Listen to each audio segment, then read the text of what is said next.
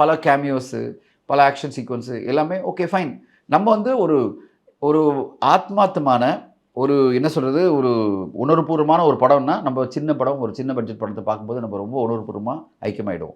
ஒரு medium budget படம், ஒரு டூரிஸ்ட் ஃபேமிலியா இருந்திருக்கலாம், ஒரு குடும்பஸ்தனா இருக்கலாம். இந்த மாரி படங்கள் நெறைய இருக்கு. ஒரு தலைவன், தலைவிலாம் எனக்கு ரொம்ப புடிச்சிருந்தது. இப்படியெல்லாம் நடக்குது பார்றா உலகத்துல அப்படின்னு சொல்லி நம்ம வந்து ஒரு உணர்வுபூர்வமா ஐக்கியமாயிடுவோம். இது வந்து ஒரு கமர்ஷியல் படம். மாஸ் கமர்ஷியல் படத்த நம்ம எதுக்காக பார்க்குறோம்? Theatrical experience.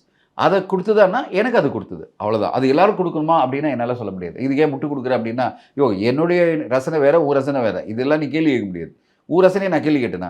என் ரசனை வேற. என் ரசனை வந்து பெரிய படங்களுக்கு நான் எதுக்கு போவேன்னா, ஒன்லி தியேட்ரிக்கல் எக்ஸ்பீரியன்ஸ் குடுத்ததா இல்லையா? என்ன என்கேஜ் பண்ணுச்சா இல்லையா? அவ்வளோதான். அந்த வகையில அந்த படம் எனக்கு தியேட்ரிக்கல் எக்ஸ்பீரியன்ஸ் குடுத்தது, என்கேஜ் பண்ணுச்சு. திரைக்கதையில உட்காந்துட்டு ஆளாளுக்கு அனலைஸ் பண்ணேன்னா, நான் அந்த அந்த அந்த டிபேட்டுக்கு நான் போக விரும்பல. ஏன்னா தட்ஸ் நாட் மை ஜாப். திரைக்கதை இப்படி இருந்திருக்கலாம், அப்படி இருந்திருக்கலாம் அப்படின்றது ஆளாளுக்கு ஒரு கமெண்ட்.